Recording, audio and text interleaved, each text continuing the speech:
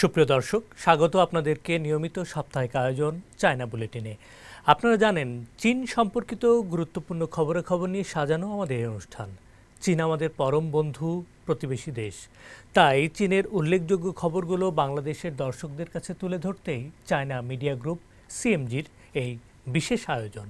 সঙ্গে আছি আমি শাহানশা রাসেল। শুরুতেই জানিয়ে দিচ্ছি এই সপ্তাহের বিশেষ বিশেষ খবরগুলোর শিরোনাম। প্রতি মাসেই বাংলাদেশে চীনা বিনিয়োগকারীদের সঙ্গে নিয়মিত বৈঠক করবেন ডক্টর মোহাম্মদ ইউনূস। বিনিয়োগ সম্মেলনের উদ্বোধনী অনুষ্ঠানে নতুন একটি বিশ্ব গড়ে তোলার প্রত্যয় ব্যক্ত করলেন বাংলাদেশের প্রধান উপদেষ্টা। বনায়নের মাধ্যমে সবুজ চীন গড়ার আহ্বান চীনের প্রেসিডেন্ট শি জিনপিংয়ের। এবার জানিয়ে দিব বিশেষ সংবাদ। সারা বিশ্বের জন্য একটা নতুন বিশ্ব গড়ে তোলার প্রত্যয় ব্যক্ত করেন বাংলাদেশের অন্তর্বর্তী সরকারের প্রধান উপদেষ্টা ডক্টর মোহাম্মদ ইউনূস। বুধবার ঢাকার একটি 5 তারকা হোটেলে বিনিয়োগ সম্মেলনের আনুষ্ঠানিক উদ্বোধন অনুষ্ঠানে তিনি এসব কথা বলেন। উদ্ভাবনকে ক্ষমতায়ন, সুযোগকে সংযোগ, এই প্রতিপাদ্যে বাংলাদেশ বিনিয়োগ উন্নয়ন কর্পোরেশন বিডার আয়োজনে বিনিয়োগ বান্ধব বাংলাদেশকে তুলে ধরা এবং বিদেশি বিনিয়োগ আকর্ষণ করাই এই সম্মেলনের লক্ষ্য। বিনিয়োগের জন্য বাংলাদেশ এখন সবার জন্য উন্মুক্ত। বাড়তি খরচ ছাড়াই করা যাবে ব্যবসা, আর বিদেশিদের নিজ দেশের মতো এদেশে বিনিয়োগের আহ্বান জানান ডক্টর ইউনূস। তথ্য প্রযুক্তি ও উদ্ভাবনী চিন্তার মাধ্যমে তরুণ প্রজন্ম বাংলাদেশকে এগিয়ে নিয়ে যাবে বলে উল্লেখ করেন তিনি বলেন, তরুণদের চাকরি প্রার্থী না হয়ে উদ্যোক্তা হতে হবে। চীন সহ 50 দেশের 550 জন বিদেশি বিনিয়োগকারী এই সম্মেলনে অংশ নিচ্ছেন।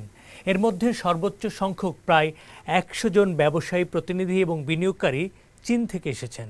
এর আগে বিনিয়োগে অবদান রাখার জন্য 4 ক্যাটাগরিতে বিভিন্ন প্রতিষ্ঠান প্রধানদের হাতে পুরস্কার তুলে দেন প্রধান উপদেষ্টা ডক্টর মোহাম্মদ ইউনূস।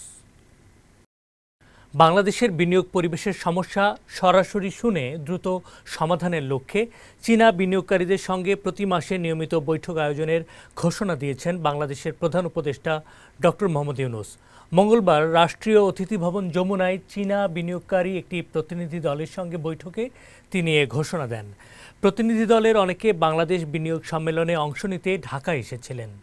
বৈঠকে অধ্যাপক ইউনূস বলেন, গত 8 মাসে বাংলাদেশ বিনিয়োগ প্রক্রিয়া সহজ করতে কাজ করছে। এর আগে কখনো এত অনুকূল পরিবেশ ছিল না। প্রধান উপদেষ্টা আরও জানান, প্রতি মাসের 10 তারিখ বাংলাদেশ বিনিয়োগ উন্নয়ন কর্তৃপক্ষ বিডা কোরিয়ান ও চীনা বিনিয়োগকারীদের সঙ্গে নিয়মিত সভার আয়োজন করবে। এসব সভা বিডা আয়োজন করলেও তিনি কিছু সভায় ব্যক্তিগতভাবে উপস্থিত থেকে বিনিয়োগকারীদের নানা সমস্যা শুনবেন এবং মতামত দিবেন। বিদেশি বিনিয়োগকারীদের অভিযোগ গ্রহণ ও দ্রুত সমাধানের জন্য একটি হটলাইন ও কল সেন্টার নাম্বার চালু করার প্রস্তাব দেওয়া হয়েছে। যে কোনো বিনিয়োগকারী এই নম্বরে কল করে অভিযোগ জানাতে পারবেন এবং আমরা তার উপযুক্ত জবাব দেব বলে জানান ডক্টর ইউনূস। বৈঠকে অবকাঠামো, বিদ্যুৎ, পরিবহন, নবায়নযোগ্য জ্বালানি, টেক্সটাইল, মোবাইল, টেলিকম, বর্জ্য ব্যবস্থাপনা, লজিস্টিক ও আইটি সেবাসহ বিভিন্ন খাতের শীর্ষ কোম্পানিগুলোর প্রতিনিধিত্বকারী কমপক্ষে 26 জন বিশিষ্ট চীনা বিনিয়োগকারী অংশগ্রহণ করেন।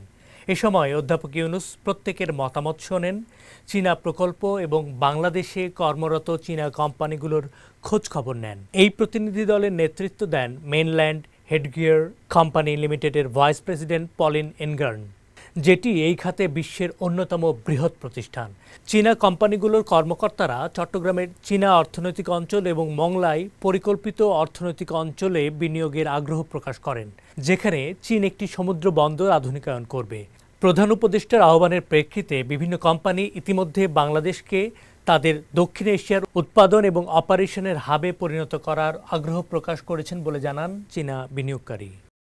অবকাঠামো, প্রযুক্তি ও অর্থনীতিতে শক্তিশালী অবস্থানের সাথে সাথে সুন্দর পৃথিবীর জন্য সবুজ প্রকৃতির সঙ্গে জীবনযাপন জরুরি। সুন্দর চীন গড়তে জাতীয়ভাবে একতাবদ্ধ হয়ে দেশকে আরও সবুজ করে গড়ে তোলার প্রতি গুরুত্ব আরোপ করেছেন চীনের প্রেসিডেন্ট শি জিনপিং। সম্প্রতি বেজিংয়ে স্বেচ্ছাসেবী বৃক্ষরোপণ কর্মসূচিতে অংশ নিয়ে তিনি এসব কথা বলেন।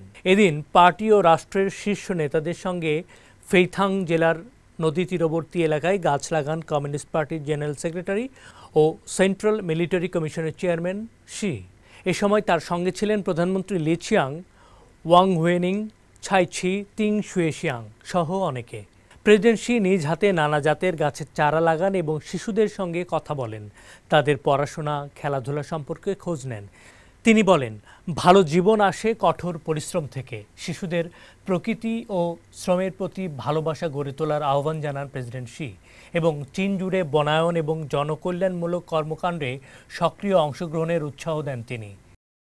দর্শক, এই ছিল আমাদের এবারের আয়োজনে। অনুষ্ঠানটি টেলিভিশনের পাশাপাশি সামাজিক যোগাযোগ মাধ্যমে দেখতে ভিজিট করুন www.facebook.com/cmg বাংলা এবং ইউটিউব চ্যানেল সিএমজি বাংলাতে। আবারও দেখা হবে আগামী সপ্তাহের একই দিনে একই সময়ে। দেখার আমন্ত্রণ চাইছেন।